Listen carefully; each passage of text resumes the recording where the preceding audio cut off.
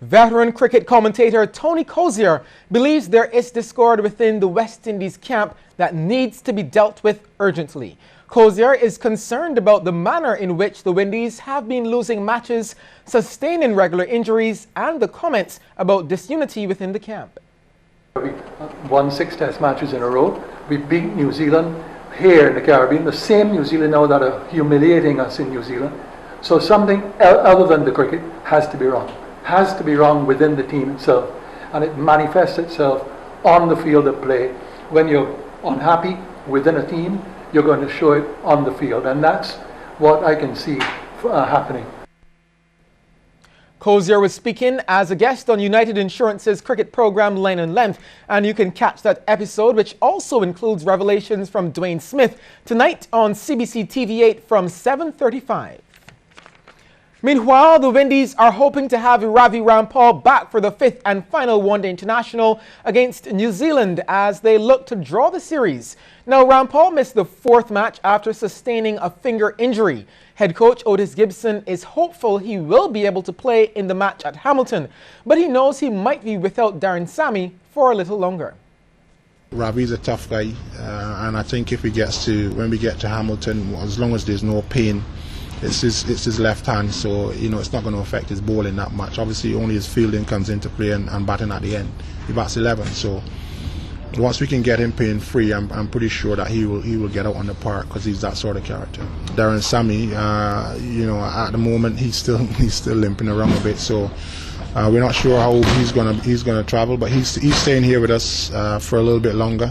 So if it gets down to next week, we still got 10 days. So the injury normally, a hamstring, is a 2 to 3 week situation. So all things being equal, we could see how he is for the T20s. Gibson also says Samuel Badri, Andre Russell and Andre Fletcher, who are expected to arrive sometime today ahead of the T20s, could boost the ODI squad. The final one-day international bowls off on Tuesday night around 9 Barbados time. Darian King has retained his title in the Courtesy Garage Top 8 tennis competition. For the 2nd year in a row, he defeated his arch-rival Russell Mosley in straight sets 6-1, 6-1 earlier today. Here's CBC's Anne-Marie Burke. It was a repeat of last year's final. Darian King here serving, taking on Russell Mosley. These two made it quite the competitive matchup. Mosley gaining the early advantage with this drop shot. King, who was battling from a niggle in his back, was fighting on, but Mosley was putting on the pressure. Here, switching up the play, beating King to the left. But the pressure would soon shift as King had a response to every play, and some unforced errors like this out-of-court play by Mosley saw the defending champion racking up the points. Having taken the first set at 6-1, King was just looking to close out the second, but Mosley would not make it easy, smashing this one just to the right of King. The game also held some long rallies as both players were working hard for their points.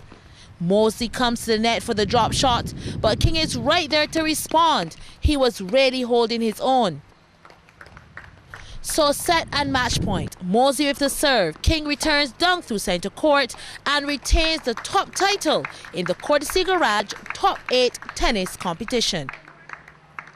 Anne-Marie Burke, CBC Sports. Thanks, Anne-Marie. Rain halted action at the semi-final stage of the National Sports Council's Inter-Parish Road Tennis Competition last night in Vauxhall. In the under-21 category, St. Michael's Darius Gaskin was leading Kyle King of St. Thomas 14-11 when the weather brought a premature end to the night. Now, before that, St. Michael's Justin Hines defeated St. Philip's KJ Seeley 21-11, 21-15 in the under-15s. Sandra Bailey of St. Michael booked her spot in the final with a comprehensive 21-9, 21-13 win over St. Joseph's Juliet Worrell.